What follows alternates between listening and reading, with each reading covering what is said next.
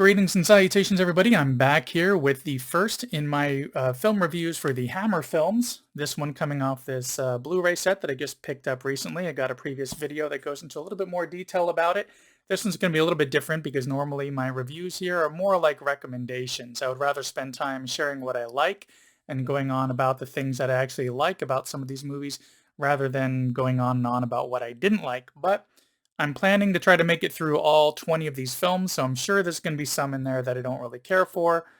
But this one that we're going to be starting off with here is Revenge of Frankenstein from 1958, starring Peter Cushing. So, Peter Cushing, I'm only actually familiar with from Star Wars Episode 4, New Hope from 1977, as well as he's got a very tiny role in the Val Kilmer film Top Secret from in the early 80s.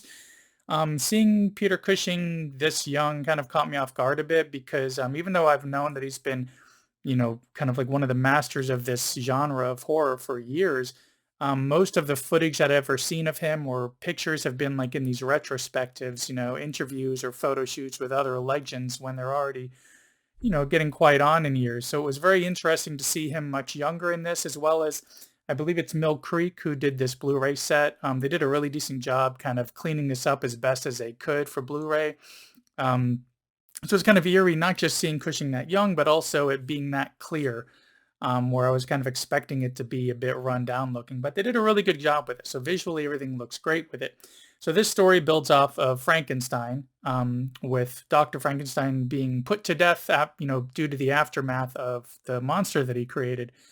However, this is just a ruse, and basically he's faked his death and went into hiding, changed his name, moved to another country where he's continued to practice medicine. Now that he's in hiding, he's not just continuing with being this brilliant and successful doctor, but he's also trying to continue in his questionable work on reanimating dead flesh.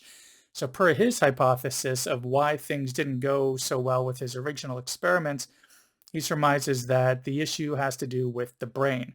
One can reanimate the dead just fine, but if the brain dies or if the brain has some sort of severe brain damage, that's where some of these issues can happen. So to test out this hypothesis, he recruits a partner who is another doctor in town who kind of figured out who he is and that he's been in hiding.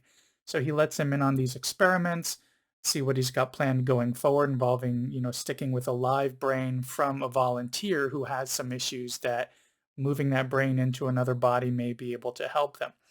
Of course, there's still some issues here about how he actually gets these other body parts, as well as some later discoveries regarding some experiments that he'd performed previously on a chimp, which are starting to show some very questionable behavior.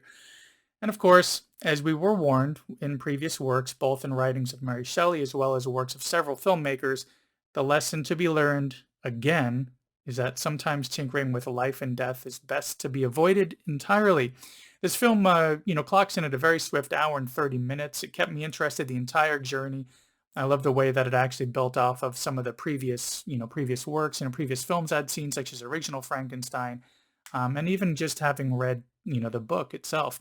So I can honestly say that I really enjoyed this one a lot. I feel it's a great addition to, other films within this Frankenstein-inspired works that have been produced. And seeing Cushing at such a young and spry age, okay, maybe not spry, I mean, he was around 45, but young by comparison to, how he was in Star Wars, especially in Top Secret.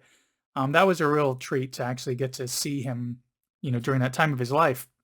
The only negative thing I could think to bring up is that by the time we kind of get toward the ending of this film, there are a few bumps here and there, and they kind of jump to that last 15 to 20 minutes pretty quickly. They kind of got, they set up this one issue that they're coming across, and then it kind of sped through to an ending, and there's some stuff about how it's wrapped up as far as how some experiments ended that I don't think they were very clear on. I did rewind a couple spots to make sure I didn't miss anything, but it's a very small little complaint to make about a movie that somehow after, over half a century is still quite watchable, quite enjoyable.